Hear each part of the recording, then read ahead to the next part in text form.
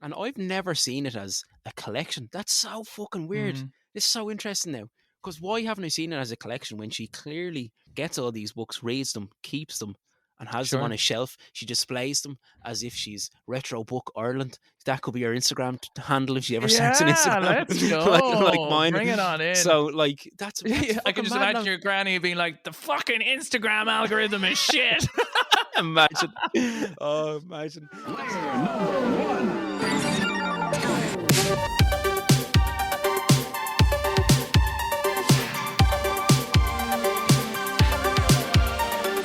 We are back, baby. Welcome to season 2 of Press Any Button to Continue.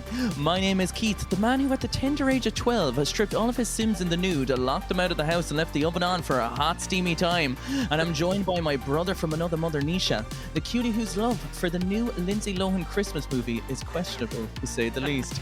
This week, the two Irish boys will be spit roasting the controversial world of retro video game collecting, the hobby that statistically has led to more divorce and financial ruin than cheating and gambling. Stats may fluctuate based on actual facts. From buying overpriced special editions leading to a loss of your dignity, to the fond memories of the excitement and childhood nostalgia of collecting your favorite games and consoles, we have missed you all, baby. Let's get this disaster of a show on the road and continue our retro ramblings to all our nostalgia nerds out there. This is Press Any Button to Continue. Oh, baby, we're back. We're back, man. We're back. We're Yeah, man. in. Oh, it's so good to be back. It's fucking great to be back, man. Feels like years, even though it's only been, what, about a month or something? Yeah, no, it's like, I mean, it's been a month, but it's been, I mean, in fairness, we've probably made more contact than we ever have over that period of the month. Very true. Because something big happened during that month, Keith, didn't it, for me and you? Oh, something big, something long, something hard, something throbbing, something with a couple of veins popping out the side, something that a doctor needs to see. There was a bit of a press any button to continue meetup. Oh, there was, yeah. It was very cool. We met up for listeners, if maybe this is your first episode, right? Your season 2, episode 1. For the whole of season 1, myself and Keith had never actually met in real life. Season 1, episode 1 was our first ever real-time conversation. We'd only ever texted before that. So during the break, or during the hiatus we met up in real life. We hugged. We went for a drink. We kissed. Keith had to drag me out off the dance floor. Yeah, no, it was a wild time. It was my memory of it is when we recorded some video content. We did a little bit of that. We did. Which we streamed. We streamed on the steamy streamers, which rocking and rolling cool. it. Yeah, that was and so cool. And you were dying sick. I was like, it was the weirdest thing ever. I got hit with like this corkitis. I wouldn't even say 24-hour bug. It was like a 12-hour bug where I was like, well, that's because alcohol actually fixed it. dying, and it did, man. We went down for a few drinks. Yeah, it was funny because like we were recording. We did a Games Master reactionary episode, and we did a little bit of a Sonic Adventure and Super Mario Bros. 3 for the Stranger Danger Day, which we will be releasing in little clips and snippets over the next few weeks. So you can keep an eye on that between the podcasts. Go check out Press a New Button to Continue on Instagram and TikTok and all those good places. But yeah, then we went out. We had a little boogie. We had a little chat. We caught up. We were shaking. We were dancing, and I was fucking grooving. Yeah, you were grooving. And then by the time the Red Bull vodka came out, I was like, all right. Even though that was my drink, I was like, we gotta get the fuck out of here. We're too old. This isn't working out. And then the next day, oh my god, the next day we woke up and shambles of our former selves. Literally, can you imagine this? Right, first time meeting up, you go out for it. We were out. Keep in mind, we were out for 2 hours. For fuck's sake, we're so old, man. Holy shit. 2 hours. Then we had a few drinks in the house, and then we went out for 2 hours. Obviously, we made the most of it. And in the morning, we're like, oh my God. So what did we do? Got cozy, sat on the couch, watched the new Christmas Lindsay Lohan movie, tore it to shreds in our cranky hungover state. Then we proceeded to watch Harry Potter and napped on the couch. Yes, it was one of the best days ever, man. It was so cool. It was. It was great. We also watched Kung Pao, which you finally got to see. Yeah. Well, yeah, that's for some reason. Don't you see? You'll never make it. It was, I have to admit, it was better than I anticipated. You know, when you see these movies and you think it's going to be, I don't want to say it was so bad, it was good. It was really clever. It was a very clever movie. So the premise is, you tell them because I only watched it once. It's 2 movies. The premise is so basically it's like an old karate fucking Japanese movie, and what Mm, they did was they took the footage of the movie and they mm, basically just like overdubbed it and superimposed like the lead actor into it and then yeah, created characters that, so basically it's like a parody, but like they didn't change the original footage outside, superimposing the main character into it.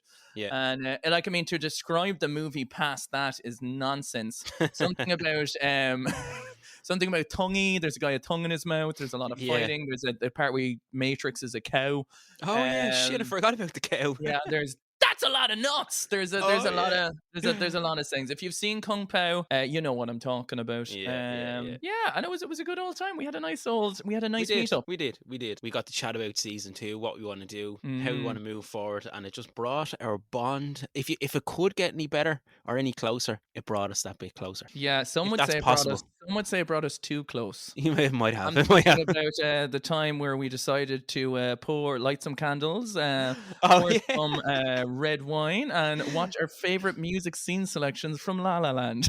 Yeah, and and talk about why Ryan Gosling is so hot. Yeah. That was so funny because I was thinking it, and then you said it. You were like, Yeah, we were having a "So we're moment. we're both sitting here, red wine, candles, lights down, watching La La Land, and talking about why Ryan Gosling is so hot." Look, man, it Yeah, was a good time. It was a good it time, and was. Ryan Gosling is fucking hot to trot, man. He is, man. Those piano skills as well. Oh Anyway, fuck. Yeah, sorry. We yeah, yeah. can't start season 2 this deep into absolutely no Actually, video shit. games. Yeah, yeah, yeah. Now, do you know what we should do, man? I think we should really do this is put a timestamp in the description of the podcast as to when we actually start Yeah, talking about yeah, about you can skip retro the intro. collecting. So Yeah. yeah, we'll put that in Speaking there. of retro collecting, we do have an exciting piece of news for you. Did you ever think you ever wanted it, that you could ever be, that we could always be, and you could we dreamed it up together? Oh We are giving away, in honor of retro collecting, our very first giveaway. A yes, very yes, sought after, collected, discontinued item, I believe, yeah. fully boxed, ready to ship worldwide. It Mm-hmm. is indeed the NES, the NES Classic. Yes. All your beautiful, essential NES games with a HDMI connection and a small, neat box. Charging it on in with 2 controllers or one? One controller. Yeah, yeah, Okay, yeah, so it yeah. might have been as good as we thought initially. Well, that's One what it controller. comes with, man. It's complete. It's complete in box. It's a beautiful machine. It's fully tested, fully working, absolutely beautiful. Shipping world fucking wide, man. None of Yeah. this fucking this country only, that country only. I don't care where you are. If you're in the North Pole, we'll fucking throw it in Santa's sleigh. He'll fucking bring it back with him. We'll throw it in on the way home. We're giving away a Nintendo NES Classic. Nintendo NES Classic. So if you'd like Yeah. a chance to win it, we'll stick around to the end of the podcast and we'll Mhm. tell you the exact details of how to enter and what you need to do. It'll all be simple stuff. Don't worry. We're not going to Yeah, be yeah. we're not going to be forcing you to sell off your children or anything like Yeah, that. yeah, none of that kind of stuff. It'll be very easy, very straightforward, but it's a great way to, we're kicking off season 2 with a bang. We're talking about retro collecting. It's a beautiful collecting piece for anyone. And you know why I think it's a really cool thing to be given away to people who are into retro video games? Tell me, Because- Nisha. Can we do like a little skit? Like, Oh, why is yeah. this so cool? And I'm like, yeah, tell me, what's so amazing about this classic piece of kit that is very sought after and a high market value? Like it panders to everyone. So if you're just curious about retro video games, it comes with like 30 games built into it. Super Mario Bros. 30 Legend of Zelda. games? That's Oh unheard of. my god.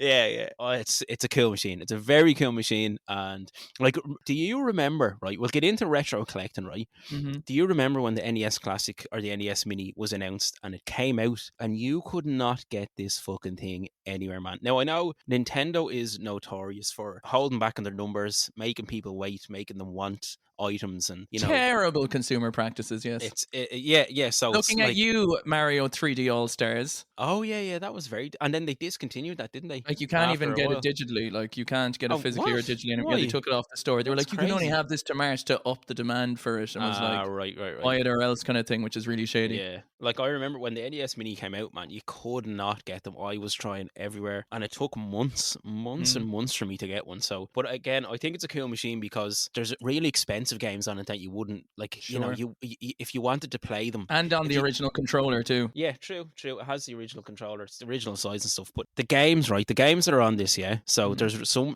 of them that are so collectible that they're like, if you were to buy all these games, it would cost you fucking, and with the price of video games now, over €1,000, I'd say. So I think it's very accessible for people. You don't need to have a CRT TV. You plug it straight in. Doesn't take up loads of space, and it's beautiful. Chef kiss. That was it. Chef kiss. It's Beautiful. It's an interesting one though, right? Because like bringing it into like retro collecting, the idea, you talk about the price of having those games, Yeah. really, and like you're talking about like the idea of like what are they actually worth, right? Obviously, it's about like supply and demand and how many copies were released versus how sought after it is and everything else. And like obviously, we'll probably get into this conversation later, but like I think the extortion around it sometimes is insane. Yeah, the markup on things, is that what you're trying to say? Yeah, like as in terms of, yeah, like as in, like at the end of the day, you're buying, I know this can be applied to anything. And like, I love collecting video games. I have since I was a kid. I think my thing though is I've always collected them along the way. So since I was young, I was always like, Dad, I want the big box one. Like, I'm not going home with the normal one. Okay. Do you know what I mean? Like, Yeah. so it's kind of getting it along the way. And obviously those things increase. But like, when you think about paying, like in terms of material wise, it's like $1,000 for the original Super Mario Bros. Or something. And it's like, Yeah. just a piece of plastic. Do you know what I mean? It's gas, isn't it? Yeah. That could deteriorate. The chips and stuff and the boards and these have been rocking since the fucking 80s. So something that mightn't last, or definitely won't last forever. You know what I mean? It is mad to see the prices and stuff go up and down. But I think it's interesting to start. So with you and collecting, I know you were saying to me that you don't have much experience with collecting, right? But I think, right, retroactively anyway. yeah, you are a collector, because I Sure. I saw your game room. You have everything in there. You have an incredible collection. It's just you have been doing it throughout the years, and you've kept everything. You know what I mean? So Yeah, it's just a different style of collecting. it's funny because like I had it ingrained in me, like since I was 7 and I was getting games, I had this idea where like even my console, like when I had a PlayStation, I would unplug it, I'd be cleaning it to put it back up and reorganizing. And like Oh, at that nice. age, I had Yeah. this idea that like this is a cool piece of kit. This can do this. Like I was very like invested in the role playing of owning the consoles. Like I remember Yeah. taking up my GameCube, my Dreamcast, my PlayStation, and I would like scrub them down and I put them on the shelf. So I was always in this kind of like displaying mentality. Cool. It was just, I don't know, it was just ingrained to me. And I mean, the companies must have saw me coming, and I was like, fucking pulling my dad's hand into shops, and like Yeah. next week would be the normal edition, and then there'd be like the Max Super edition with like, 4 fucking toys, and I'd be like, I love the boxes. Yeah. Like, Yeah. you know what I mean? That they come in. Like, I my mom used to tell me, like, joking. She's like, so I suppose you want the fucking special edition one again, do you? You Brilliant. stupid prick. Do you know what I mean? Like, there was always that. Love it. So yeah, I just think your style is totally different than mine. And again, you are a collector, but you've just been doing it for a year. You've just been getting them as they go. You're not one that's panic buys. Like, so how I got into retro gaming, and then inevitably retro collecting was, so I kind of, along the years, all my old consoles just disappeared, as they do. You put them in the attic, they just disappear. I was moving on to the modern things. Went out to a friend's house one day, saw a Super Nintendo. It blew my fucking mind. And then I got a SNES as a birthday present. Then I just went fucking mad. So like, it's mad to think about collecting habits. Yeah. So my style of collecting throughout the years has changed drastically, like hugely. So when I first got it, obviously it was brand new to me and it was really exciting. So I was buying everything. So I go out to a market, I go to a car boot sale, blah blah blah, and if there was anything that I considered retro, I'd be like, yes, give it to me, I'll take it. And then so there was no filter. You were just like fucking like fill yourself up on any piece of kit you could get. You're like, just throw it into my gullet. Fucking big boy greeding it on in. Yeah, I feel you. I feel you, bro. Even I was buying games that I knew I'd never play, I'd no interest in, but I just thought it was cool to have, because like I got almost turns into hoarding at that point in a way, right? Yeah, absolutely. So a big inspiration for me then when I started getting into retro games was Instagram and the community of retro video game collectors and like enthusiast hobbyists that were on Instagram. And that's when I started my own page and would post, I went out and I bought this and I went out and I bought that, and you'd see people with their collections, and it was cool and it was so much fun, and everyone interacts, and it still is. It still is fun. I don't But think it's what it was. no, it's not. No, Yeah, do you know, like it there definitely used isn't. to be this very kind of like every day people be posting their stuff or parts of their Hmm. collection, and I think Mm. obviously when Instagram decided to like kind of steer away from like even like algorithm wise from a lot of that Yeah. gaming stuff, and it would get a Hmm. lot less traction. I think a lot of people felt like obviously people are getting a serotonin buzz out of sharing what they love and their passion Of and course. getting the feedback from it. So if the Mm. the feedback goes from 100 to 1, you kind of start losing Hmm. the interactivity and passion. And sure, that's how we met. Like, it's true It is. Yeah. Instagram and collecting and video Yeah. games. Absolutely. Without collecting or games or retro games, that wouldn't be. And a lot of my Hmm. relationships in my life probably wouldn't be what they are or the same if it wasn't for that like experience of games or video games and collecting with the people I've met. Because it's Oh, really? yeah, like I mean, even thinking about it, like because I mean, when I was like young, like when I was in like 7, 8, 9, 10, like we all bonded over video games. Do you know what I mean? Hmm. It was like that was the thing. It's like, as I said, I brought in a Game Boy, on a day you could bring in a toy and people are like, oh, what's that? What's this? And then some of those friends I still have today, Hmm. we're still talking about games like literally 20, 23, 24 years later, Yeah. It's So I really. think the importance of that is cool. No, totally, it is, and like I can remember a lot of my childhood was spent playing video games and in friends' houses watching people play video games, and I think that's why that fondness, that nostalgic warmth, is what drew me to retro video games and why I got into collecting. Hmm. And then, like I said, so I was collecting everything, right? Just shit, Keith. I'd collect games. I knew I wasn't going to play. They weren't good games, but it was all about. It was kind of like a bit of a fad, and it was like I was just posting and or just collecting to kind of post on Instagram. That's basically what I was doing. You know Sure. what I mean? And then I got to a stage where I had a quite a substantial collection. Now, not fucking like thousands and thousands of games, but I had a big collection. And one day I just said to myself, do you know what? Half of this is shit.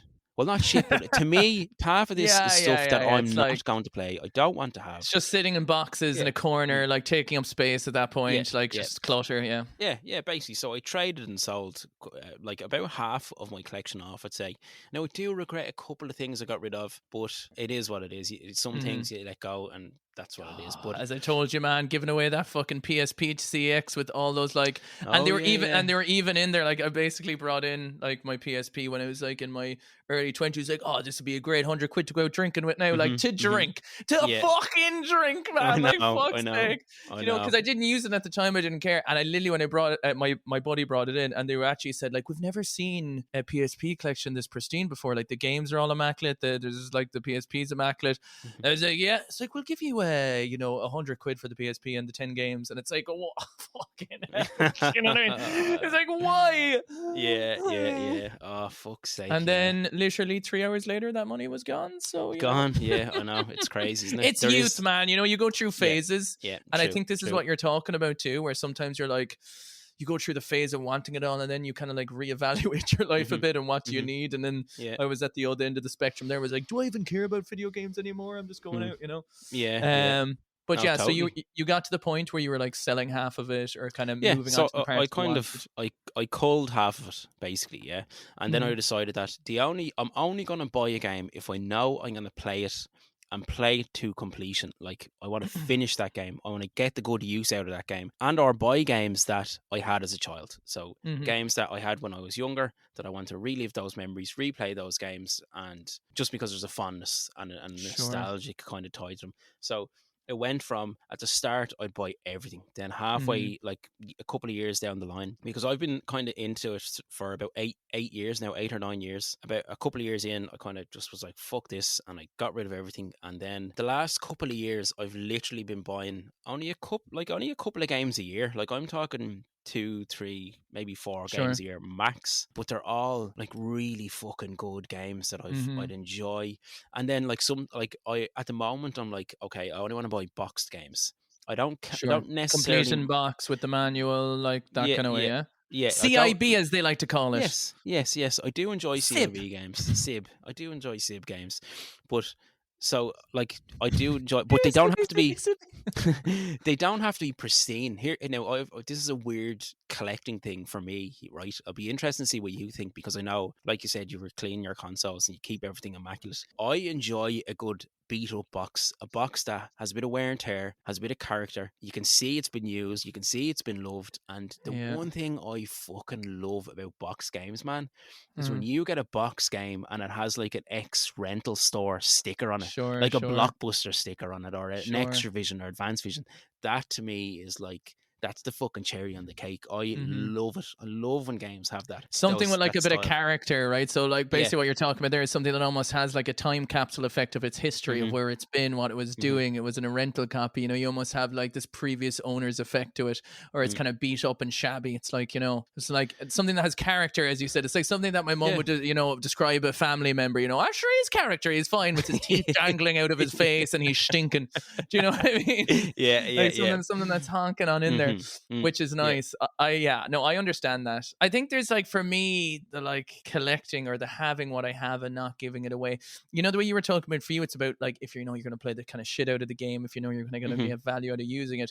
I Yeah. kind of have a slightly different tinge to that, where I need the games I have to have an emotional attachment to them, right? So Okay. like I would, and a lot of the stuff, since I was collecting growing up, some things I'll get retroactively, but they're few and far in between, that Mm-hmm. I would have, to me, they're like time capsules in my life. So in other words, that like, my Wind Waker GameCube game for me is like, it's actually like, it's like a childhood teddy. Do you know what I mean? It's Yeah. like one of those things you have like an emotional attachment to, because like I remember playing so fondly in that time. So that is a collector's piece for me, has so much value, because and then like displaying it in a collection is like surrounding yourself with warm fuzzy memories, right? It Yeah. is like having, and that's kind of, I think sometimes that's why, like, some people obviously will retro collect for the joy of the hunt. Some people will do it Mm-hmm. for wanting to sell on. Other people want to do it to be surrounded by those like pockets of happy memories. Yeah. Do you know? Yeah. It's like, I don't know, it's like anyone. It's like, your mom with like a fucking collecting like China set or dolls, or Yeah. whatever Yeah. it is, or stamps or whatever the hell Mm-hmm. it could be. Yeah. And I think for me it was definitely like, even my Pokemon Nintendo 64, like I have, as I told, that memory of getting that, and being like, oh, I Yeah. can't get Pokemon Stadium, buy this for me now. Do you know Yeah. what I Yeah. mean? Yeah. Like, so I think that's, for me, it's like, it's having those things that I'm emotionally tied to. I won't necessarily be like, I've played Wind Waker a few times, but like having it is about the feeling, Yeah. Yeah, no, totally. Like, there's so many different styles. So, like, we have totally different collecting styles. You kind of have had them throughout the years. You've kept them. You slowly but surely. You don't. It's not like you're. How am I trying to say this? It's not like you're actively collecting, but you're just getting a new Mhm. game here and you're getting a new game there, and you're playing them, enjoying them. I specifically see it as collecting, which is a bit. I don't know why, but No, just as a like it, hobby. it is for me. Like, I think it's collecting if you don't get rid of it. Well, yeah, true. You know Very what I mean? true. So like, Very if true. you keep adding and adding and you're not like, you know what I mean? Like, there's the times where it's like, oh, I'm done with I got my Xbox One, I'm done with my 360, I'll throw all these games away or give them to my cousin, I don't need them Mhm. anymore, kind of thing. It's Yeah. like, for me, it's kind of like, no, I always had the sensibility that I wanted to keep them, because as I said, they were, it's do you know what the best example I think it is for people to maybe understand? It's like books. I think books is the best representation of it. Like people who have a bookshelf, full of their favorite True. books and what they grew Yeah. up with, and if they got like, Wuthering Heights, at a kid, and Mhm. it's their first edition or whatever it is, when people have that kind of thing, because you've read it at a time, you're connecting with the story and you're connecting with the time and place. And then that story often resonates in your life at that age and time, where, there's an element of like, the time and age and where you are in your life when you're experiencing that piece of art, So I think that's kind of where the collecting comes for me. That's, man, that's a fucking really good. Is it an analogy? Is it a really good way of looking at it, comparing it to books, man? I've never thought about that, because so many people, like, I get down to my grandmother's house and she has books and books and books and books and books. So Mm-hmm. many books, yeah, all over the place. And I've never seen it as a collection. That's so fucking weird. Mm-hmm. It's so interesting now. Because why haven't I seen it as a collection when she clearly gets all these books, reads them, keeps them, and has them on Sure. a shelf? She displays them as if she's Retro Book Ireland. That could be her Instagram handle if she ever starts an Yeah, Instagram. let's go. like mine. Bring it on in. So, like, that's I can fucking just mad imagine now. your granny being like, the fucking Instagram algorithm is shit. Imagine. Oh, imagine. That's just that, man. That's kind of blew my mind a little bit there, because I'm like, why have I never thought about this when there's books fucking galore down her house? Mm. That's so cool. That's a really good way. It's an interesting way of looking at it. I think as well, there's probably maybe the reason that sometimes we don't obviously see those comparisons, because sometimes I think gamers Hmm. gaming, you know, Yeah, there's sometimes there's almost a snobbery yeah. about it, and sometimes there's almost like this. I think also by the fact that it's more of a new age thing. Like I think people like probably would have been acknowledging they collect books, but I think the fact maybe it was just so popular in every home that quite often, you know, people would have that, at least Hmm. in the past, maybe not as common now, unfortunately. But that I think that when games started coming out, you know, it was this new hobby. Like games are still a very recent development in the grand True. scheme of the world. Do you know what I Yeah, mean? Where that's books very have true. been hundreds and hundreds and hundreds of years. Mm. Yeah, I don't know, but it is weird when you start comparing it to stuff like that, right? That you're Yeah, like it's you're looking crazy. around. It's so interesting. I literally never thought about it like that, but it's the exact same thing. Bookshelf with all your books on it. You have your game room, which are with literally a bookshelf with all your Mhm. games on it. You know what I mean? Yeah, it's actually a Um, perfect comparison. But I also yeah, think it's the fact that, like, I think people specifically can get into stuff like that because, you know, when they say you finish a book and it's like you've lost a friend. Do you know what I mean? yeah, You were yeah, yeah. traversing, like that can happen a lot with games Oh, too. I think, totally. Yeah, particularly totally. like something like Ocarina of Time, which I was talking about. You know, we played it over 7 years of our life until we Hmm. finished it, and it's, you know, you become emotionally attached to it, and I think Yeah. that's definitely that side of it. That's so Um, interesting, man. That's so interesting. I really like the fact that you've made me think in a totally different. I've never had that vision towards books and collecting, and literally, you put your games on a fucking bookshelf. That's yeah, I it's don't know. wild, isn't it? I don't know why I'm finding it so interesting, but I am. So thank you for that.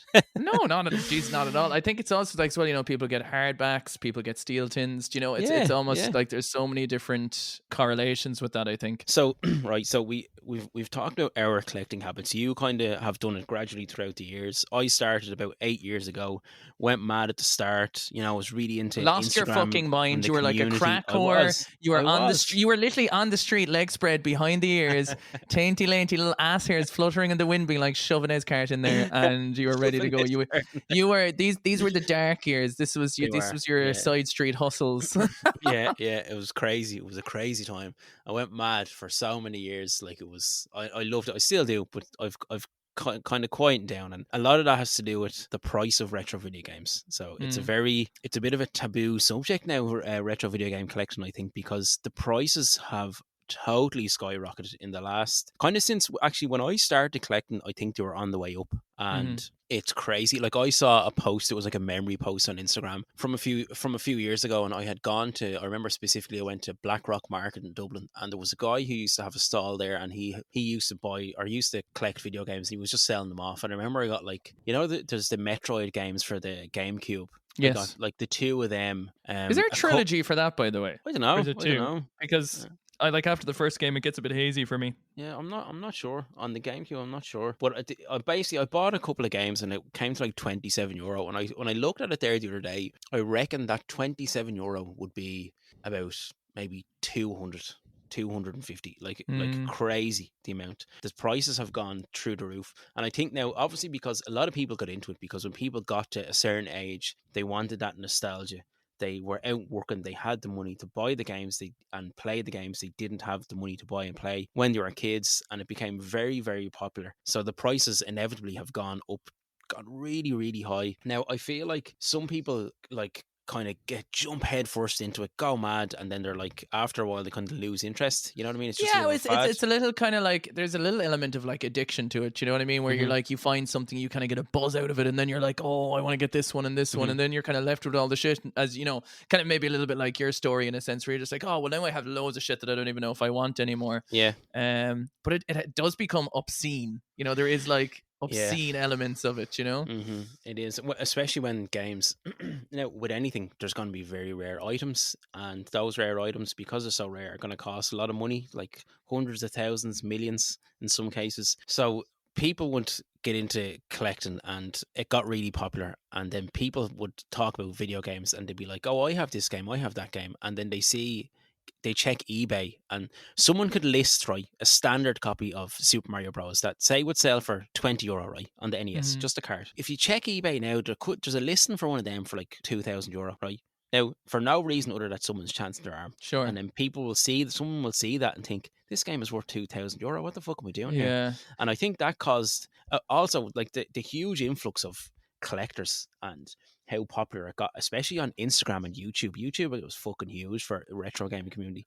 But I that mean, kind kind of of all it thing, takes though, as well as like a couple of influencers as well who are big yeah, enough to be like, this is something that should be sought after. Like, if mm, you actually think about it, right? Like, it's all in our fucking heads. it is, yeah, yeah, Like, do you know what I mean? absolutely. It's like someone will just place a value on something, and Hmm. okay, here's an interesting question: what makes a game valuable? What makes a retro game valuable? What is something that, like, you know, makes it sought after? Is it because it's proprietary Nintendo? Is it because it's, you know, the mascot game?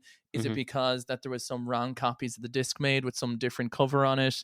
Yeah, Do you know, like, there's so many reasons though, because there's popularity first of all. Yeah, you see a game like, but just to say, right, obviously popularity could mean the price is quite low too. Because if they've, like, you know, if everyone's bought the copy and there's so mhm, much in circulation and it was one of those huge hits of a game, it could, like, that can work both ways, right? true. Yeah, Yeah, it yeah, yeah. can. No, it can. But when I say popularity, I think like, and I'm not talking about like Super Mario and The Legend of Zelda. I'm talking about like Earthbound. Yeah, you know Earthbound on the Yeah, Super it's Nintendo. crazy. Yeah. But it's like it's popular to own it amongst the community, as in it makes you cool. Actually, Hmm. no. Sorry, that sounds No, very but negative. no, That sounds but very no, but negative. it's not. It's not. Well, like, as in, I know what you're trying to say. I know, like, it's the same thing as someone like driving around with like a Ferrari. Do you know what I mean? It's True. like, Yeah, this yeah. is a rare sought after 1980 Ferrari. Like, do you know what I mean? It's like, it's kind of like, it's a sought after piece of thing that's rare. And let's be honest, if you're in, like, you know, the collecting sphere and you're doing social media, posting like an original like box copy of fucking Earthbound would be Yeah. like people like jizzing their pantaloonians. Do you Yeah, know what I mean? true. Yeah, yeah. It would get you views, it'd get you clicks, it'd get you likes, that kind of thing. So Mm. that would drive the price of it up. But there's like variance is an interesting collecting. Like if people specifically go for box variants or cart variants and label variants, I quite enjoy seeing different styles of. An interesting one I saw, actually, I don't know if you sent it to me, was the way that some of the black carts for the N64 games. Did you send me that? Yeah, yeah, I did, man. I Yeah, saw you that. I did. saw that on someone had it on YouTube. Yeah, and A it was short. that, like, basically the original cart was the black cart, and then because obviously you couldn't have patches, so if a game needed to be patched, do you know that, like, the re-release carts, or you could send away for the upgraded cart, Hmm. and then that would be just a grey standard one or whatever. So there's a lot of people who try and seek the original buggy version of the game, Yeah, yeah. which is a It cool little, is. like, throwback, because obviously now everything, like, this is also the really interesting thing about collecting in the modern day, right? Because Mm. if you obviously buy a game digitally, you can only get the latest version of it. But there's stuff like The Last Guardian, which came out on the PS4, which is from the creators of Ico and Shadow of the Colossus, and they made this kind of this big furry fella you're going around with, you know, a heartstring tearing story. But Yeah. they said if you had the original PS4 disc and you play it on the PS5, you can actually get an unlocked frame rate version, and the game runs better than you can play it anywhere. Mm. But you have to have the original version of the game, do you All know? right. But where Yeah. if you download it or download off the store, you can only get the, like, it's capped at 30 FPS, so it's like Right. a lower quality of the game. So I guess, like, that's kind of how, like, it almost relates retroactively back then with those Nintendo carts, and like how sought after some of the, isn't it funny how, like, something that's buggy is sought after, you know, just because it's Mm. the first print of it, it's the Yeah. first, it has character, it's It unique, do you does. know? It does. No, it is. It is actually funny that people want the games with the glitches and the bugs and stuff like that Actually, because it's I'm gonna push something out there, right? I'm gonna okay. put something out to our listeners, right? Right. Because this is we need to find Nisha, right? Has been his childhood dream. He was disappointed. His life was torn apart. And I don't know What? if it ever really existed. We need to find him. If anyone has ever heard or seen of an orange cart of South Park, if we can just see if anyone has ever finds one, just drop us a message, let us know, Yeah. just so we Yeah. can frame it, maybe with a little press any button to continue thing on it, you know, for the memory's sake. Because God knows you won't want to be playing that fucking piece of shit again. And hold on. This is actually, I think we talked Fuck about this in off. like, yeah, I think we talked about this in like the first or second episode. Yeah, the second So one, I I think, yeah. remember seeing in a magazine, and I said it actually existed. I wasn't dreaming this because I sent you the picture of the No, I magazine. saw it, yeah. It was in a magazine. So for anyone who don't know, it's the South Park game on the N64. The magazines were advertising an orange cart like Kenny. Mhm. Kenny Orange and Kenny Orange, boy. Kenny Orange, yeah. So I went down to him with like golden discs and Dunleary, and I was like, can I get South Park with the orange cart? And your mom was like, yeah, here you go, man. And I was like, oh, cool. Yeah, I got the one with the orange cart. And I went home and I opened it up and it was the fucking grey cart. Absolutely And fucking then it disastrous. turned out that the orange cart never came to fruition. It didn't exist. And that Okay. dude just was like, yeah, get the So, fuck but out like, of here. so like, there is no copies of it then. No, Like, no, no. there's Pictures got to released. okay, I don't but think.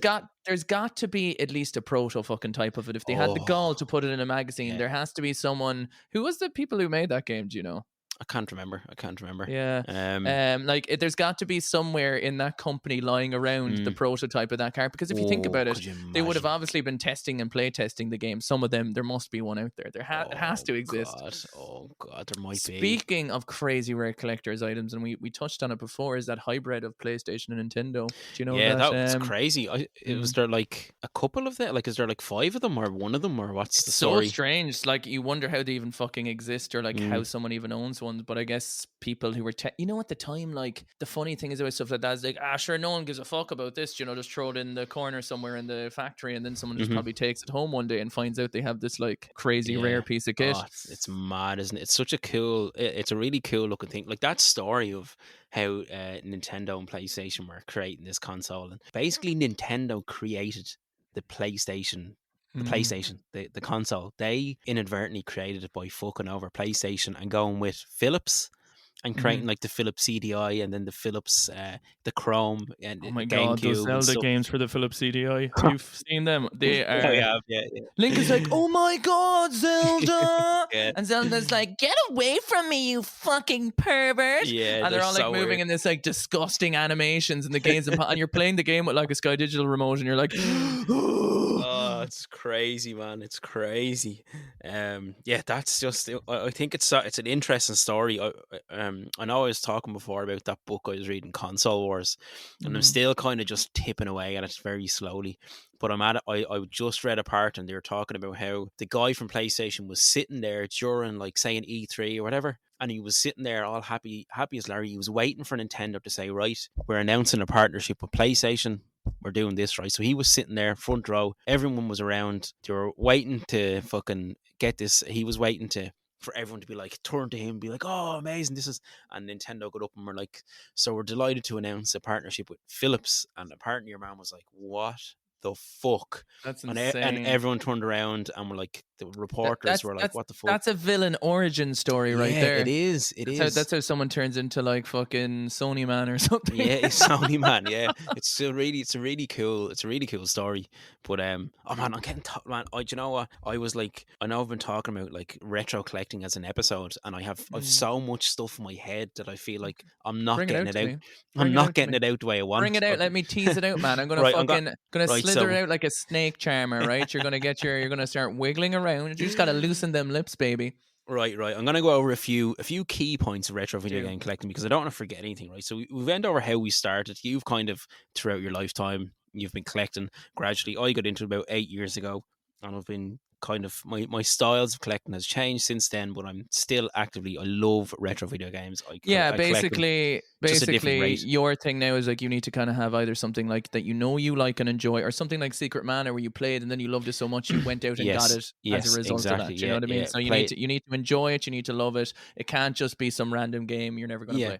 Played Secret of Mana through the SNES Mini, by the way. And talking to SNES Mini, there's an NES Mini. And talking about the NES Mini, we're going to be giving away an NES Mini 30 worldwide. games? I didn't even know they could fit that on technology. Except for that time when I got the 32 games in one on a Game Boy and back in 1999. But I didn't even know what? Nintendo releasing an extortionate piece of plastic? What? However, I mean, you still want it though, don't you? Like, I mean, I'd want it. Tell me this, Keith. Where were you when you got that? Were you on holidays? Spain! Yes! Oh my god. He said it. He was in Spain. Right, so we got... that was a nice segue into the giveaway, actually. So, right, we talked about how we started and our collecting styles throughout the years. And then we'll talk about how we die. Then we talked about the prices of retro games. We had, like, they've skyrocketed through the years. There's different reasons for that. It's become a huge, like, retro gaming. Someone made this point to me recently. Ben made this point to me recently, actually, that retro gaming has become a huge part of pop culture nowadays. Actually, you know, a lot of Like think of like the 1UP arcade machines and stuff like that are It like is that widely they're being available out and now. stuff. Well, all you have to look at is the NES Classic to show Yeah, how they're true. trying. Like, Yeah, it's the yeah, same way very almost true. like Very true. vinyls have come back. Do you know the way like Mm-hmm. vinyls went away for the Yeah, longest time, and now yeah, vinyls are like, the hip cool thing to have again, and the preferred way to listen to music sometimes outside of digitally. yeah, Like I guarantee you, if people aren't going to listen on Spotify, I guarantee you the second most things are listened to now is probably on vinyl. Like yeah. you have I'd people with their imagine so. Spotify list that's where they listen to the music, and they have their Mm-hmm. vinyl collection at home. No Yeah. one's getting CDs at the moment. No one's getting Mm. tapes. I'm not saying no one, but not in a pop culture sense. Yeah, no, Like you go totally. into Yeah. golden discs now, and the whole It's second floor is all vinyl. vinyl. Yeah, it's all Yeah, yeah. vinyl. Mm-hmm. Yeah, it's crazy. Right, so that's like prices. So where we started, our collecting styles, the prices of retro games. Now, there's other reasons as well. The likes of that Super Mario that sold for like over $1 million or something like that. I think worth noting as well, even recent time, is scalpers. Like people, for instance, like there's a special edition of like The Last of Us Part 1 remake, and all the scalpers will just buy them and already sell them for 3 times the price, even on the day of release, because you have to, the Yeah. only way you can get the thing is pre-ordering it. You know what I mean? Yeah. And I'd be very curious to see in 20 years how the current economy of gaming and special editions will fare, in 20 years' time. I wonder will it be the same, do you know? Mm. But go on anyway, what you have on your list? So with that, reselling is another thing. Now look, it's a big thing amongst retro gamers is to like buy games, keep what you want, and sell off what you don't, and that's absolutely cool. Like I've nothing against it, but like I think scalping a brand new item, like say a PlayStation 5, getting 10 of them when they come out and fucking people over, I think that's a bit shit. But there's nothing against fucking like and it's buying on a game cheap and selling it for a little bit higher. It's on the people who are selling it too. It's on Sony for leaving that happen as well. Yeah, Like, do you know what I mean? There should be far stricter enforcement. Like you can buy one per person. Do you know you need a maybe like mobile phone or whatever to prove it's a single person, that kind of thing. But buying and selling is actually another huge part of retro gaming. Like a lot of people will try and build a collection from nothing. So basically they'll buy a game, try and sell for double the price or something like that, and they keep what they want. Now it's not my style, but I'm not into selling games. I want to, again, I sold off my collection once, but I don't buy to sell. I buy to play. It's just a different style. It reminds me of those YouTube videos like, how'd you start off with the pancake and turn it into an airplane? He goes in the street, it's like, will you buy this pancake off me for $2? And then he takes the $2 and buys like a screw and shoves it up his ass, and then like fucking shits on the floor. He's like, will you buy this shit for $10? And then like eventually till he gets a fucking plane or whatever. You know what I mean? That's what it's like. It's an odd way of putting it, but that is will the you way. buy my shit? But that is what it's like. And again, I don't care if that's what you want to do. Like I buy games off eBay all the time, and that could be people who bought a big bunch and fucking sold them off. It's a clever way of doing things. It's just not my style. So there's different sort of prices. Jesus, man, I've so much in my head, I can't get it fucking out. You can do it. Right. So then there's the different styles of collecting. Gee, I don't even know if I've said this, man. So like boxed games only, yeah. So you can collect, or you could sell. You can collect carts only. Carts only. It's cheaper. It's easier. If you're getting into collecting, it might be the handiest way to start. Fuck me, man. I've too much in my head. I've too much in my head. You're having a mental breakdown. I am literally. Season 2, episode 1 has broke me. But right, so we've talked about a few good things. Yeah. Here's an interesting thing about collecting: is displaying your games and having that nice display, your nice bookshelf. By the way, that's what I like. I like I don't have the space for it anymore since I moved out, but like you can check, even if you go onto my Instagram profile, Steamy_streamers, you'll see through the years of how like my display would change. That's my pride, how I would display it. Do you know what I mean? Totally. That's kind of like that. That's the part where I'm like, okay, I'm gonna put this here. I'm gonna put some light. Like I get so much joy out of even going out and buying the furniture, or like visualizing what I wanted. Like most of my fun would come from one day tearing all the shit down in my like collector's room and go, what the fuck have I done? Like basically like fucking lying naked in the fetal position among like a fucking trash pile of your games, being like, I shouldn't have started this. This was a mistake. And I think a lot of people can relate to that. Like when you start reorganizing, you're like, well, I've absolutely fucked this up. Do you know what I mean? It's like everything's just upside down and on fire, and you're like, what the fuck have I done? But it's a wonderful thing doing that though. Like I wonder, did you ever do this as a kid, right? Right, so did you ever just rearrange your bedroom as a kid? Move your bed here, and get such a sense of satisfaction? I still do, man. Like cleaning up, and like it's just, I also like can think better I feel like if I know where my stuff is, and if I know where the Totally. things I love, it's almost like, when people wake up in the middle of the night and say, where the fuck's my passport? I have to get out of bed. I'm not traveling anytime soon, but if I don't know where my passport is, it's kind of like having all your collectors, the stuff you value. It's like, oh no, you need to wake up in the middle of the night, like in the middle of your night terrors, and you're like, and then you look over, it's like, oh, there's Mario 64. It's fine, I can go back to sleep. Man. You need that kind of like fucking security and like placement and pride, and it is like, it's like a fucking peacock. Do you know what I mean? Just fucking strutting and shit. It's like, I'm strutting my stuff, getting my way all over to you. You know what I mean? It's just, oh man, displaying is a huge thing, and I think it's part of what made it so, the retro gaming community, so popular on Instagram back in the Instagram glory days, and that's literally and on how I've done YouTube. anything. Yeah. Like, And as on in YouTube. taking pictures of my setup was all I did. Like, that's how Steamy streamers came to be. And Oh, now, right, yeah. like, that's literally, like, one day I made an Instagram account. Here's a fun little fucking backstory for you. Yeah. So yeah. I used to have my original account was called Retro Games and Anime. Oh, really? Yeah. No way. Yeah. So that was what my Instagram account started as, and Cool. I would just take pictures of my anime DVDs. I would take pictures of my retro gaming collection. I would also take pictures of stuff if I bought something new, and it would get like 20 likes, whatever. And then I took one photo. Oh my god, we should actually nearly use it for the cover of this episode. Yeah, 100%. Like when I thought my setup was cool. And man, it was literally cat. But like, I was happy with it at the time. Your expectations increase very quickly, particularly when you start comparing to others and how they do things. Yeah. And like, it was just fucking Twilight Princess on the screen. It was just like, like one TV stand underneath, and then like a tiny shelf with like a SNES next to it or something. I was like, nice. This is class. Yeah, you know what I mean? Yeah. And I posted that, I got like 300 likes or something. And I was like, whoa. That's so then cool. I was like, I gotta change the name Retro Games and Anime, because the anime part kind of disappeared. Right. So I was like, and I think at this time, like, I tried 1 or 2 streams, and I was like, okay. And then that's when my buddy was like, John, he was like, I think we were playing Uncharted together, just doing a stream. Like my streams back then were literally whenever we felt like it. No one showed up ever. Right. It was just 0 people. And he was like, let's do some steamy streams. And I was like, oh, steamy streamers, that's cool. Nice. And then I was like, all right, I'll change, Retro Games and Anime to steamy streamers. So that was the original one. And then cool. by just posting my setup, it's how I met everyone. Like, my content was literally my fucking setup with a different game on it all the time, every day. But it was getting up to like 10,000 likes or whatever, and you're like, fuck crazy. Yeah, baby, Yeah. And now it gets like 5 likes again. You go the full circle. But and then that's how I got into streaming, and then that's how that all happened. So it's definitely true, like that displaying the pride, the retro game collecting, showing off, the history of the stuff you got over the years, and kind of interacting and seeing other people's retro gaming collections. Yeah, no, it is. It's a huge part of it. And it's one thing that I love about retro gaming. It is the community and is the people, and about retro collecting. Like, I'd see somebody post about a game that I'd never heard of, that they just got and they're playing, and I'm like, what's that game? That sounds pretty cool. Like, I'd never heard of Chrono Trigger, say, before, like until a couple of years ago.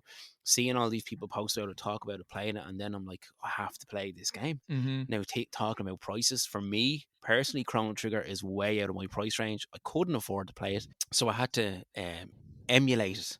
I had to buy a fake version just to play it. Open up, FBI! FBI! Just to fucking, because I wanted to play the game. I wanted to experience the game as if it was... You wouldn't steal a car. You wouldn't steal a house. But you would steal Chrono Trigger. Don't fuck off, you emulating bastard. Funny tip about emulation. I don't know how true this is, but apparently if you own the original copy, it's like perfectly morally and ethically sound to emulate it. Oh, really? I have no clue about that kind of stuff.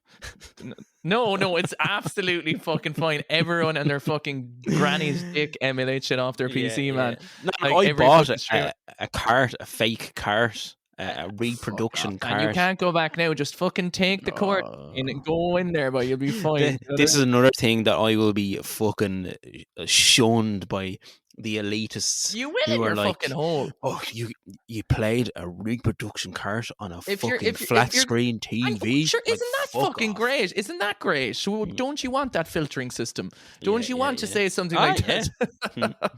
Like, but again, that's I discovered Chrono Trigger through the gaming community.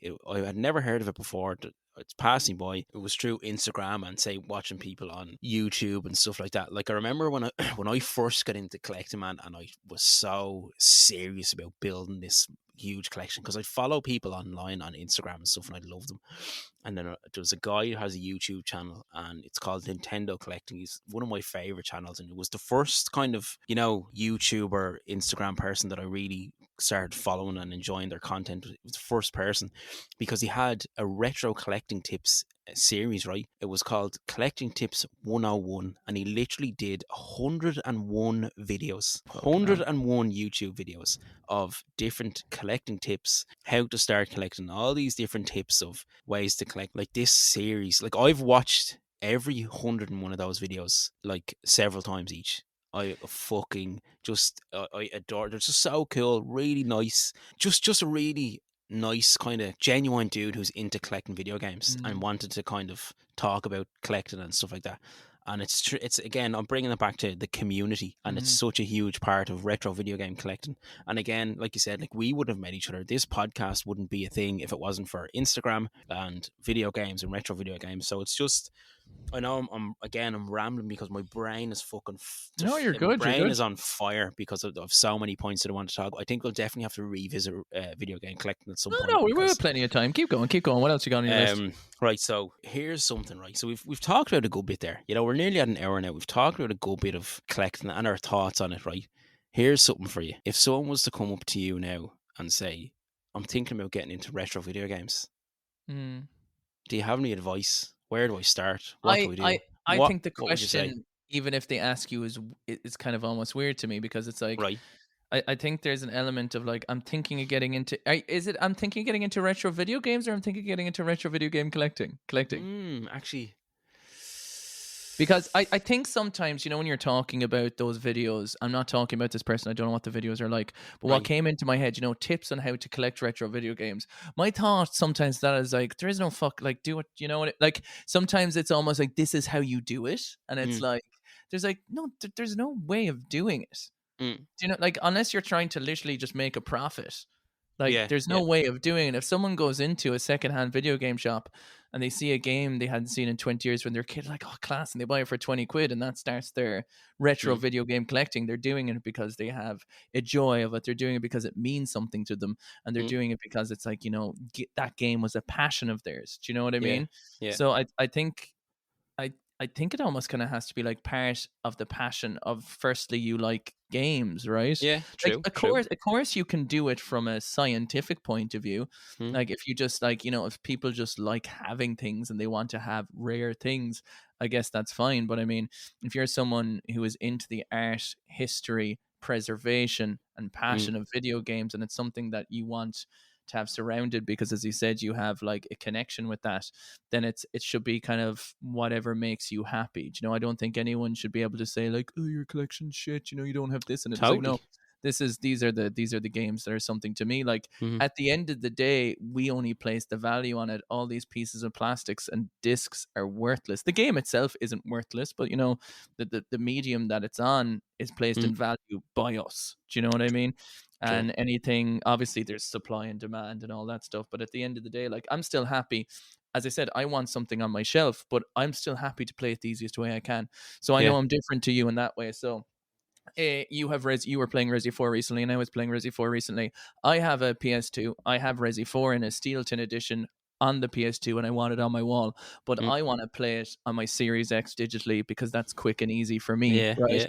So knowing I have it on the wall and then knowing I play it is enough for me. I don't need to be on the original hardware. Not to say that I don't think that's nice and lovely and has that almost vinyl quality, or how you talk about when you're watching a VHS tape, it's almost like the sound and the quality in the tape doesn't give you that feeling. Of course it would, but it's just in my life of like flicking between stuff, I don't have like that retro setup. But knowing that I have the game I adore, it's the teddy bear. It's the teddy bear aspect. Like, I know the teddy bear is there. I know the game is there for me. So as long as I can still experience the piece of art in any way, and I know I have the original physical piece, my brain's kind of happy. But I think, like, that's what I kind of feel like when I hear about tips about retro video game collecting, or like if someone came up to me and was like, how do I get involved in retro video game collecting? I'd be like, well, like, if do you have games you grew up with that you love that you wish you had? And if they're like, yeah, I'm like, start there. Do you know what I mean? Like, Mm-hmm. just pick the things that mean something to you. Yeah. And don't, well, like, you can, if you do whatever you want. Me saying don't is the same thing as someone saying here are the tips. Yeah. Just do what makes you happy. Pick Yeah. up, if you get value out of picking up a €10 game, there's many people in the world who don't have any, like, don't know what they like. They don't know what they enjoy. They don't know what hobbies they want to do if they're not kind of constantly delving into work or doing anything else. Sometimes people find it difficult. If you get enjoyment out of anything and it, like, brings a bit of levity to your day, and like that was a fun thing to go on a hunt for that game you loved as a kid, that's the joy in it, I think. Mm, mm, So I think it'll be just like, whatever you remember fondly, you can start there maybe. yeah. And like, I think there's a lot of like, I'm not saying I encounter any of it really, but I think there's probably a lot of like potential snobbery of like kind of, this is what a collection should look like. Mm-hmm. You should have this, this, and this. And if you don't have fucking, Mario Bros on the NES in your collection, you're not a collector. This kind of Yeah. shite, Yeah. like Yeah. this Yeah. complete bullshit. Like, do you know what I mean? Yeah. It should be, Gatekeeping, is that what that's called? yeah, gatekeeping. Like, it should be just what makes you happy. Do you know Mm. what I mean? And if you're finding a point where you're not enjoying it, do you know what I mean? Don't be afraid to fucking get rid of it either. I'd say, do you Yeah. know, True. like you did in an essence. Do you know? Yeah, just very interesting, man. I quite enjoy the fact that, not that we have different views, but I wouldn't have thought along those lines. You know what I mean? I'd have, yeah, I quite enjoy the fact that we have different styles. Like, again, like I play on the original hardware. You like to play on modern hardware. What's the easiest and best quality? Where I love the grainy, again, the original hardware and stuff. Mm-hmm. And then if someone like, yeah, I don't know, I actually really enjoy the fact that your answer will be very different to my answer. What would your answer be Well, if someone was actually, sorry, asking you how? it'll be very different and the same. Mm-hmm. Because I totally agree that if someone says I'm thinking about getting into retro gaming, for some reason, to me, retro gaming and collecting are one. Like, they're one in my brain. Mm-hmm. Those two things are the same in my brain. So I would say exactly what you said. What games do you enjoy playing? What are you interested in Nintendo? Are you interested in the PlayStation? Are you interested in the Sega Mega? Like, if they're the ones that are clicking with you, then go with them. Don't Mm-hmm. be worried about buying these mad, getting a copy of Earthbound on the Super Nintendo. Mm-hmm. Start off with, did you play Super Mario World as a kid? Easy game. There's loads of copies out there. You get it cheap. Do what makes you happy. What you find interesting. Don't collect to be to have a big collection to kind of not show off, but to show that, look, I'm a collector as well. Because, like you said, it's there's no way to collect. There's no, like, no collection is better than another collection. Mm-hmm. Like, people can say, like, you might have more, but it's all a personal thing. It's all subjective. It's all down to what you think of your collection. Like, I I love also, my collection, yeah, and it's and not. I've no I'm fine. hugely expensive games in my collection. I don't have Mhm. a copy of Earthbound. I don't have these really fucking rare and expensive games, but Do you know I what I love kind of what I think of in have. my head with it is like it's almost like I think you need to embody like your inner child in a sense because Yeah, I think you need to get that feeling and that giddiness and excitement of being a kid when you're getting something. yeah. And the way I would look at it is like if a kid has five, like if you think about Pokemon cards, right? Mm-hmm. And like if a kid has like fucking five different Weedles and he's like, that's my favorite Pokemon, Yeah, my yeah. fucking this, and he has his like fucking five cards like in his little display case in his little Mm-hmm. Polly Pocket, like, oh Mm-hmm. look, I have all the different Weedles. Yeah. Someone's like, yeah, but you don't have fucking a Charizard or this. Is like, Yeah, no, man. yeah, yeah. He's vibing with his five Weedles, probably Yeah, happier than man. you'll ever be with your Charizard. Yeah, Do you know what yeah. I mean? Like, he's like, nah, this is my fucking set of Mm, boys, the Weedles, the lads, and he's like, and he's getting the buzz out of that. That's what you want. Do you know what I yeah, mean? man. Comparison is the thief of joy with it as well. And Yeah. not even comparison, but like, judgment from, other people saying Mm, this should be this and that. Cause like I was thinking, Mary Major on Twitch, she was saying that it was her birthday recently, and like her favorite game was Banjo Kazooie. I know that she talks about it all the time, but mhm. Banjo Tooie specifically. Cool. And because like when she was growing up, she had her N64. She started with Banjo 2 and she went back to Banjo Kazooie, and she just like has so many nostalgic memories tied with those games. And for her birthday, she got two complete in box, Banjo Kazooie and Banjo Tooie. Oh yeah, I I think saw that. I Tooie would saw it. probably be specifically like on the S- rarer side, So and that's cool. and that's like the buzz. Yeah. That's that's that's the game that you love. Yeah, That's the yeah. game that you want. I was also meant to do a shout out, by the way. Delta Sapphire, Cool. which is Twitch username, who listens to the podcast, was saying that when he saw the announcement to season 2 on Twitter, he said he proclaimed out loud, "Hell yeah!" Brilliant. Fair play, Delta. Appreciate it. Yeah, man, I love our like the same but different opinions on it. Like, Mm, I totally fucking agree. Like, you're talking about the 5 Weedles, someone's digging that collection, and then mm, fuck your shiny Charizard. If you're not into mhm. it, man, you're not into it. It's Yeah. like you might have a more expensive collection, but it's all down to your personal perspective. I Sure. quite often get people like, I play on a modern TV at the moment. I don't have a game room or the area for a CRT, and You people kind of saying, have like a little kind of setup with your GameCube, your but SNES, I and do. stuff like that, I right? have a small setup with a small area, and I kind of make do with it. You see, I have Mm-hmm. an 18-month-old tornado running around my house, so I Mm-hmm. can't have all my games on A display and literal, stuff like that. Beyblade tearing through your home. Yeah, Beyblade, yeah. You should just say every time that 18-year-old month's running around, you should just play, "That's Beyblade!" Spinning out at the Yeah. speed of sound. But like, not quite often, but from time to time, I'd have someone saying, "You're playing the wrong aspect ratio. It wasn't designed to play in that aspect ratio. It was designed to play in 4:3 or something. You're playing in 6. You're playing it wrong." And I'm like, "No, I'm playing it the way I fucking want to play it, and I Mm. enjoy playing it. I totally get it. Games are like, they'd be better. Like, I've seen the fucking, them PVM, the monitors. The quality of the games in those monitors is fucking sick, man. And those Is old that like security monitors." the really high end CRT stuff? Yeah, is that like Yeah, the like the, it's like those a square Sony one ones. Yeah, specifically? yeah, That's yeah. like pretty good. Yeah. Like the one that, Ben from Lasersteak has those. Remember, you were talking Mhm, about his setups. He has those mhm. little small ones. They're fucked. Like, the quality of them is fucking sick, There man. was like a specific, I think, PC monitor as well that is supposed to just be like, they actually put in like playing like new games on it. All right. And like it was like one of the very first 480p screens, just kind of teetering into the kind of HD. Is teetering a word? I don't know. teetering, teetering, Tits. teetering, tits. I love those itty bitty creamy dreamies. Like it was just into that, and apparently, like, it just plays those games at a higher refresh rate than Oh, anything. cool. It was on the, there's just some of Mm. those like old technology that, like, I don't know. I think some of those old monitors refresh rates were just like, yeah, it's actually like all instant timed. Yeah, so I think with collecting, and look, that goes to collecting in general. You can Yeah.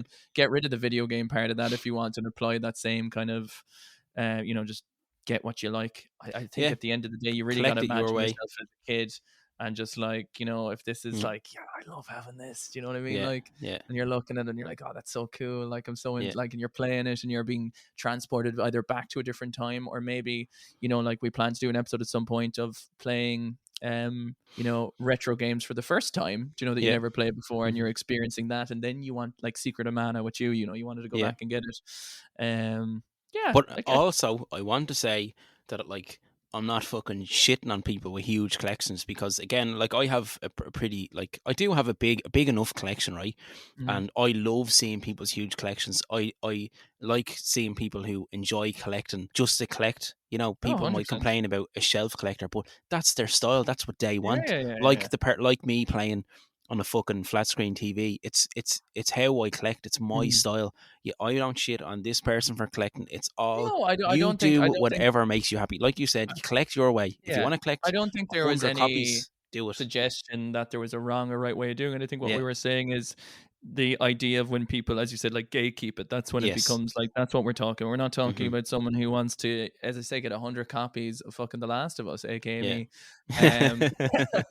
I literally have the PS3 version, the PS4 version, the PS5 version. Like, Oh, fucking, serious? Yeah. And do yeah, you like, have, like, the standard version, the special edition, the standard well, special? what's so fucked these days though? Like, God of War Ragnarok, the new God of War, Yeah. the Ultimate Edition didn't come with the game. What? Like, it's What do you almost mean? like like the Ultimate Edition of that game with like the statue and everything else doesn't come with the game. What the fuck? What? But that's ridiculous, man. That's fucking stupid. It's What? like, it's almost like, okay, it's a weird one, right? Now I could be wrong in this. Maybe it came with a digital download with it, Right. Right. which would be, I guess, fine. Well, Yeah. dependent. You need to know about it, but it's an interesting one because it's like, the way I think about it in a way is that if they made them readily available, it's fine, because it's like, oh, I bought the game, and it's like, I kind of want the special edition. Hmm. Like, you kind of know what you're getting into a little bit, but it's weird. Yeah, it's weird. I don't know. It's And also, that's like, but most games as well now, Call of Duty Modern Warfare 2. Like, I've heard people talk, about, like digital versus physical and all that as hmm well. And like, I think the really thing people miss out on that is physical is gone.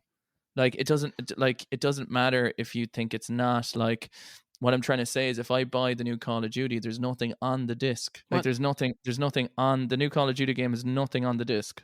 what The do you disc mean? just has There's like nothing on the disc. 70 kilobytes of data, which is a code to download it. All it is Fuck. a key. So no, hold on. So say for instance If in you have no internet and you buy Call of Duty, you put it into your console, it does nothing. fuck off, man. Yeah. What? And That's that's like, ridiculous, man. that That's was the fucking same with the new ludicrous. Like, Halo game. That was the same with like so many games. what? A big part of it is due with the fact that the file size is so much bigger than what discs take anyway. But then tell Um, me this, right? mhm. Why is there digital only consoles and disc consoles if the disc console is just giving you a code to download it? Because people like Want to it's collect? well, yeah, because Is that what people it want to is? collect. Well, Is that what there it is is? that. Yeah. Well, because people love physical media because they feel like they own it. Yeah, So yeah, like, yeah. they feel, but like the truth is now that That's there's so crazy. many games coming out that don't have it on the thing anyway. Like, Mm. or even if it does have data, you still need like a 70 gig day one patch. Think Yeah, about it. How yeah, much yeah. can this hold? Like, and also that's just interesting. Like, even the GameCube disc, man. Interesting that I think makes GameCube games expensive as well. The discs, the quality of those discs are like the poorest. So apparently they're really? very easy to like degrade. So a lot Right. of times, like if you play a game enough, or if you weren't quite careful with those mini discs, Mm. like the game wouldn't play. So I think Mm. there's actually now a thing where it's like, GameCube games are really rising. GameCube games are expensive. They're actually probably of that Yes. generation, without a shadow of a doubt, Mhm. 3 times. Like PS2 games are worth nothing. Mm. I don't know, like very few, like I don't know what it is about PS2 games, but like even in CX they're still going for like €1, €2, €3. Mhm. Go to a GameCube, I can't see anything below 45 quid. Yeah, yeah. It's And there's crazy, isn't it? also like, think of how many PS2 games are on the shelf in a CX. There's about maybe 5 GameCube games. Like, that's got to be saying something, Mhm. you know. Yeah. No, totally. Like, Popularity, obviously, the PS2 sold fucking infinite more times than the GameCube ever did. Do you know, the GameCube yeah. was relatively, I think, a failure in the grand scheme. Like, not a failure, Yeah. that's a harsh Yeah. word, but in terms of It didn't sales, I sell think, as well. Yeah. yeah. No, it's Um, GameCube. Actually, that's a good point. And I think it was one of the lads was saying to me, Carl was saying to me, that GameCube recently has. It's just that's like the console at the moment. I think that's the most popular amongst collectors. mhm. Or kind of new people getting into it, because again, it's when you reach a certain age, and the people who are at that are kind of are getting into their 30s, say. Do you know what I mean? I do, but And can I also say though, like, it's mm, Nintendo's fault. Like, Nintendo is the only fucking company who like will like gatekeep their own games. Like, they'll be like, do you know, like, we had a virtual store, they got rid of it. Like, of course we have like the N64 and the mm, like, they made it. The Wii U was yeah. shipping with being able to play GameCube games. Like, the Wii U is a great piece of kit because I can play all my Wii games in a HDMI connection, like, Oh officially, yeah, because nice. it has an inbuilt thing. But like, Right? before they released it, they just put in a piece of software to block it being able to play GameCube games. Are you There's no serious? reason Yeah. for it. So you can That's a shame, jailbreak the man. Wii U and you can just like pop it in and you can work Yeah. it. But it's also the fact that like they never, like, they were so good at backward, like with the Game Boy. hmm Think about, I was telling you that story when we were doing our Game Boy episode about how when the Game Boy Color came out and the Game Boy Advance, they tested every single Game Boy game to make sure it was backwards compatible Yeah. with that. And like when the Switch originally came out, like, and so much so, think about it, it's all just about like the money aspect. Skyward Sword re-releasing on the Switch, do you know, all these ports from the Wii U going to the Switch for hmm like more expensive than when they released first day, with nothing having been done to them. And Yeah. then it's Yeah. like, well, you can't play, like it would be so easy. Like, where's the GameCube like, there's no reason for it outside creating potential to make lots of, and then look, it's a business, they want to make money. I'm not True. naive either, hmm but like, you know, they want to release Wind Waker HD and Twilight Princess HD when they're ready on the Switch for fucking €60. Do you know what I hmm mean? Like, you know, there's that kind of porting. Yeah. Yeah. I'm not trying to sound negative. Sorry, I know No. I'm No. sounding No. very. No. I Not know at I'm all. kind of No. No. going Not at into all, the man. vent of the game industry, but this is the part of collecting that makes it Yeah. more expensive, because there is that element. Like, why Mm. can't we play? Like, how is there not like a collection we can play? And it worries me because I think about game preservation. That's actually a reason I collect as well. Right. Like there was a time I remember when I was young watching Dragon Ball Z, and I was like, I need the DVDs because I'm afraid it was going to go off air. Now Dragon Ball Oh did the yeah. absolute opposite, and it became the most popular thing ever. But like there was that fear that I wouldn't be able to have it anymore. Hmm. Fear of loss or FOMO.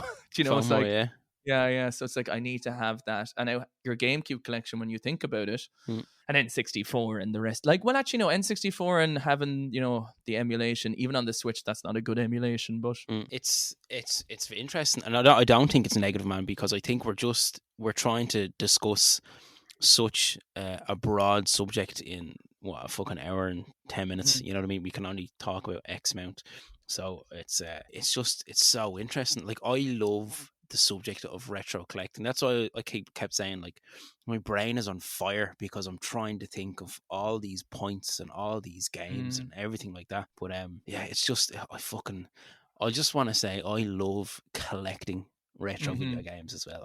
I consider myself a collector. I would consider myself a video game collector. I think Yeah, because you went actively seeking, because like since the PS1, since I was 7 years old, I'm 31 now. So do right. you know what I mean? Like every year I have everything that's on my shelf Hmm. is my copy. Yes, Do you know they're what I mean? special So to you. yeah, so it's like, for the most part, I mean, don't get me wrong, there's a couple of PS4 games there to take or leave. Do you know what I mean? Or whatever. Like, but Yeah, yeah. for the most part, yeah, I think it's Oh, that's cool, like man. there's a few small things, Yeah, that like I love having, like the fact that you brought me down like the Mario 64 complete in box and V yeah. Rally and Perfect Dark and like that stuff I fucking love, because Nice. there are games, Hmm. that I don't have the box for, that I played and that I want. Yeah, So again, if there is that connection, I think it's great. yeah. But I do think it's interesting because now there is a scenario where retro collecting might be non-existent in 20 years, because if it's all digital, you're not collecting anything. And I also think, as potentially as unfortunate it is, I think the reality is that we already are in today, when you're buying a new game, more or less not having the option anymore. And I think the disc-based consoles exist as literally, here, don't give out to us. Like Yeah. that's what it is. Do you know what I mean? Hmm. Because the Xbox One, when it first came out, tried to do that. Whereas like, oh, the game, like you can't share the games because it's going to be just a key. But now it's Yeah. happening anyway. They were just a bit ahead of the time, and everyone Hmm. hated that. And I think it's, I think in another 10 years, there's no way we're having discs. There's no way. Do you think? Yeah. For No. the latest console, like, Oh, 1,000%. yeah. PC players don't collect. That's a huge market. Hmm. Like that's all Steam. Yeah, And yeah, the true. value of it. Like there's already the digital PlayStation and digital Xbox, the Series S and the thing. Like, Yeah. man, when has there ever been a console release where you get two at launch, one that doesn't have a disc drive and one that Mm. does?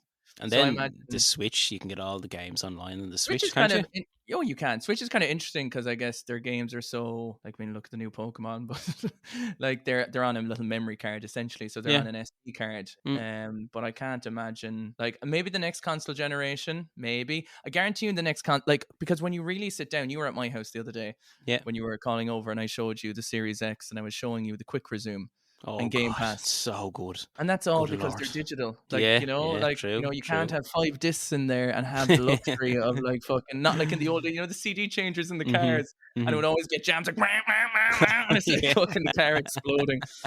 Um, so Oh I think yeah. I think the future of retro collecting will probably just make, obviously, retro games more expensive. But I'm very concerned about game preservation. I think that Mhm. worries me. And Yeah. like, will Nintendo preserve their games? Xbox has done a fairly good job of having your original Xbox, your 360s backwards compatible, and having Cool. them all digitally as well at the same time, which is nice. There's a lot Nice. missing, but they're there. And Mhm. PlayStation's okay. And then Nintendo, it's kind of hard to tell because you're subscribing to this online emulation streaming thing. Yeah, yeah.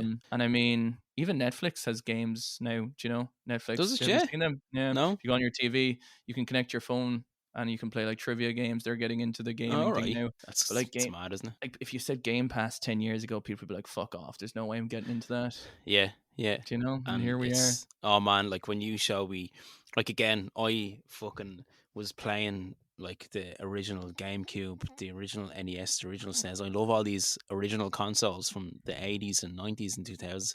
But then I was over in your house playing the latest Xbox on a fucking OLED, Yeah. whatever, a million K TV, and I was just like, oh, this is fucking Yeah. beautiful. Like maybe it's just gaming. I just love fucking I video do games, as man. well, They're man. Like that's just why we have a whole fucking season of a podcast based yeah, around it talking true. Yeah, shit. yeah. It's Um, fucking mad. again, But I think just very quickly, the thing for me, I think, is like I'm happy playing Gears of War in 4K at a higher frame rate on a fucking yeah, OLED TV as long as I know I have it on my shelf. It's almost like I feel like if I love the game enough, I want to play it in the best way the art can be realized. yeah. But I also need to like be like, oh no, it's over there. It's fine. I'm not betraying you. Do you know what I mean? I'm I not totally cheating on get you, it, man. baby. I Not cheating totally on you, get it. baby. Yeah. Right. So I'm gonna throw a question at you, right, to kind of Mhm. close out the subject of collecting. If there's one item, right, that you don't have now, right, if you could pick anything, it could be the most expensive game in the fucking world. Is Oh, there there's a few things. one key thing that if you could just open your letterbox and there's something in there and it was this, you could pick anything. If you could pick anything at all to have in your collection, do you have something in mind? What would it be? um, Yeah. there's one that's coming to mind, which plays Right. number 7 on my retro video game collections, which isn't a retro video game. Um, Oh, for fuck's sake. I would have liked the original Ultimate Edition of The Last of Us for the PS3. But I mean, even then, like my tastes are kind of changing a little bit. Like, do you know, I don't know. All right, man, I'll give you the The special edition of gatekeeping Oblivion, mentality. and you can fuck off, man. I'll fucking send it over to you in the post, and you can be like, No, "Oh, this game." no, sorry. No, Okay, that's I'm okay with that, man. no, actually, Any video game, I'm I saying. I I would have loved the Halo 3 Master Chief Helmet Collector's Edition Oh, one. cool. I'm gonna just have to think of a couple off my head, and then I might whittle it down to one. Do you know what, man? Whittle it down Because to one. I really should have thought about this myself because the question just came to me, but I don't have an answer myself for one Okay. game. Like, I think, like, I'm sure this is a classic case of when I'm driving home, I'm like, idiot. There's like these actually, 19 different things. do There you you go. know, man? There's one item that I've seen, and if I was to be able to have it in my collection, I would be You it's can't so have beautiful. my Pokemon Stadium N64, you Fuck! prick. I tried to sneak it into my bag, and you copped it. There's a version of the N64 console that's an ocarina at a time I thought one fucking too. Didn't box. think of consoles, by the way. Didn't think of consoles, by the Um, way. so there's an ocarina at a time. That I is think it literally only. just a box, though, right? Like, it still comes with Yeah, the standard N64, yeah, correct? yeah. As far as I know, but man, I've seen this box on like some YouTube collector videos and stuff like that, and it's very rare. You very rarely see it. But it has like it has Link, Ocarina of Time Link with like a fucking his bow and arrow, and he's standing there Mm. posing with the arrow. And oh god, I actually think that might be like for me personally, that might Would be you be the happy even if you coolest thing. got the box, just the box in mint Oh condition, yeah, and just just put your N64 into fucking it? N64 into it, yeah. Yeah. I I think, wouldn't yeah, you that know Nintendbros Rich on yes I Instagram? do. Yeah, it has He glorious has hair. he's glorious hair, and he's a Yeah, glorious collection. Same with he like Harry does. and Gemma and stuff as well, He if you know does. them. Yeah, yeah. But he has the GameCubes, man. You know that orange GameCube? Yes, I And do there's know like a it. sky blue GameCube, and he has an orange GameCube, and he has Hmm. all the different colored Wii's. I love the red and blue Wii. I think they Yeah. look really nice. Oh, they're so sick, man. But there's an N64, it's that Japanese one that's orange on top and black on the bottom. Yeah, I That's know it, fucking yeah. beautiful. I'd love thinking of consoles. There's a lot of Game Boys that I think there's a lot of SPs. Like there was the Triforce SP. There was a lot of 3DS's special editions. A crazy amount of them. They even Yeah. had like movable covers at a point. There's a Dreamcast that's in the Ooh. same color as that as well. I think there's an orange and black Dreamcast. I don't know what that Oh, was about. I nice. think let's do it like this is completely wrong, but it's like some sort of like Formula One team color Right. things that are on Yeah. them. Like bullshit now, making it up, but it's something. Yeah. Like if you're thinking about consoles, because we talked about games, we didn't really talk about collecting consoles. Do you know Yeah, what I mean? fucking hell, man. That's why I think, like, again, it's such a broad subject. There's so much to it that it's kind of difficult to cover it in a short amount of time. But I've really enjoyed the conversation because I feel like we're totally different in our collecting styles, slightly different in our views of how we collect, what we like, and it's just. I just think it's an interesting subject to talk about and have that kind Sure, of conversation, man. You know. sure. So, It's sorry, very you're good. going with an orange GameCube. Is your Oh, No, I'm gonna go with the orange and black N64. I think if I had a Love choice it, love between it. them, I think if I had to go Yeah, with that, would you go with? nice. Mine is definitely the Ocarina of Time edition of the N64. Dude, I'm just gonna It's a draw a link beautiful on a box. box for you and You send it over. do, You won't notice the please do. difference. Yeah, please do. Right, will we leave it there for now? Yeah, I'm good with that. Slay to the goddamn hey. Okay. Speaking of which, what we talked about earlier, we're doing a giveaway, baby. We are The indeed. classic of classics of retro game collecting. This is actually a piece of collector's item. In fairness, Totally it's is. hard Yeah, to get. It's totally gone is. up in value, It and has. we're going to part with this. And we're gonna send it out anywhere in the world, baby. So don't be shy.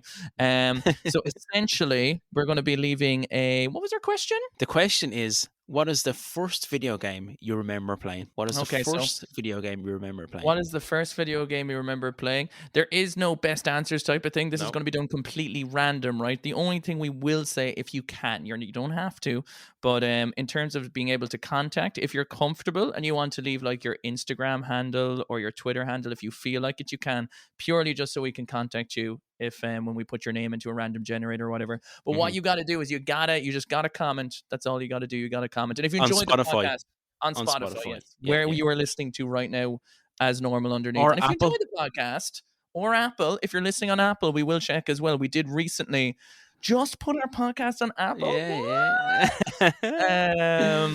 Probably are not listening on Apple, but just in case you are. Yeah, so just leave a comment and it's well, do you know what? I have it, no, because if you're leaving it on Apple, you're gonna have to write a review because I don't think the comment section is Right. there on the Apple one, so you'll have to just go on to Spotify. So basically, we're going to put a question on Spotify. You've listened to the podcast. We really appreciate you listening to the podcast. Or even if you've jumped ahead and you've listened to a little bit. You don't give a shit about no one. We do appreciate it. We're going to put a question on Spotify. The question is, what was the first video game you remember? You answer that question on Spotify. That answer will get you into the draw. We're not going to pick our favorite. It's going to be one entry. It's going to be done fairly with like a random number generator, which will be whatever it is your entry is. If you can, leave your, say, Instagram handle or whatever, or if you can contact us through Instagram so we know it's you and we pick a winner, we'll send it worldwide. Totally free of charge, by the way. None of this you have to pay for shipping. And if you're very lucky, you might get some Nisha nudes in there. You never know. Do you know what I mean? You never know what's going to pop on it. You just open up the box. There's a fucking dick in a box. For away you go. Fuck's sake, man. Nah, for lawyer purposes, that's all a joke. Like, imagine you actually just open. My God, there's just a picture of a dick. Oh, for fuck's sake! No, seriously, man, it's 30 games on a very, very wanted piece of hardware. So, yeah. So basically, right, here's the deal. Thanks, by the way, Nisha, for totally just literally repeating everything I said in the exact same way I said it. You're like, no, hang on. I just want to be sure. You word per word just said the exact same shit. I just want to be sure. I don't know what I'm talking about. Right. Leave a comment if you're basically leave a fucking social media handle if you can so we can contact you if you win. If you're not comfortable doing that, get onto what's our Instagram? Our Instagram handle is at Press Any Button Pod. Yeah. Press Any Button Pod. So if you've left a comment and you don't want to leave your social media name there, then just send us a message there and just let us know that you left a comment on the Spotify video. You'll be put in. And then on our next episode, we will announce the winner. And once we have the winner announced, we will get in contact with you. If you're listening to the podcast again, probably next week you can get on to us. Or if you've left some way of us for contacting you, we'll get on to you. That's the thing. Just make sure to reach out so we know it's you. You know what I mean? So there's no scandalous behavior now. No there's scalpers. No fucking dickheads. No scalpers, so I believe that is it. My name has been Keith, and you can catch me at twitch.tv/Steamy_streamers. You can check out our Twitter page at Press Any Button Pod. You can drop us an email if you feel like it. If you want to press any button pod at gmail.com. If you want to say hello or whatever. We should probably make a Discord. If you think you'd like a Discord, let us know that as well. Yeah, that'd be cool. And Nisha, where can we find you, my darling? You can find me on Instagram at retro_gamer_Ireland. That's kind of my main thing. And yeah, please check out the Press Any Button to Continue Instagram, the Press Any Button to Continue Twitter, the press any button to continue. TikTok, I've said press any button to continue far too many times. But please check out the socials, follow the socials, and We weren't very good at naming things. Do you know what I No. mean? It was very difficult for ourselves. yeah. We're still learning. We're still learning. We're still rocking it on in there. So yeah, and if you enjoyed for the very survival of our lives, please recommend to a friend and drop an old rating. Be greatly appreciated. Yes. With all that said and done, I think are we good to go? Yeah, do we know man. what do we know what next week's episode is? Yes, we have every fucking episode planned out, Keith. All 10 episodes planned I out. wasn't there for that point. Episode. Who was that? I was talking. Episode 5 is going to be a special one, isn't it? Episode 5. We're gonna do it. We have a plan for a guest episode. Yes, we do. All going well. Yes. We won't say who. We'll keep it. Prematurely squirt our dirt just in case. Just in case it goes awry. Do you know what I mean? But that is the plan. Yeah, we got a little plan ahead. Anyway, I think I've been rambling enough for fuck's sake. We should change the podcast to Retro Rambling. Yeah, I actually think that was definitely probably the better name. Nah, fuck that. Nah, we're here now. Also, fuck me, sorry, I forgot to tell you as well. Yeah. We are still hunting the right company for our merch. We have technically, there are 4 Press Any Button to Continue t-shirts in circulation with the beautiful design done by Ben from Laser Steak. We are still working on that, so keep your eyes peeled. We should really make a Discord. It would be a lot easier communicating this through a Discord. Do it, man. Do it. We'll do it. Sure, look, let's find it. Let's say it now. So we have to. By the next episode, we're going to have a Discord. I'll have to do that. Good luck.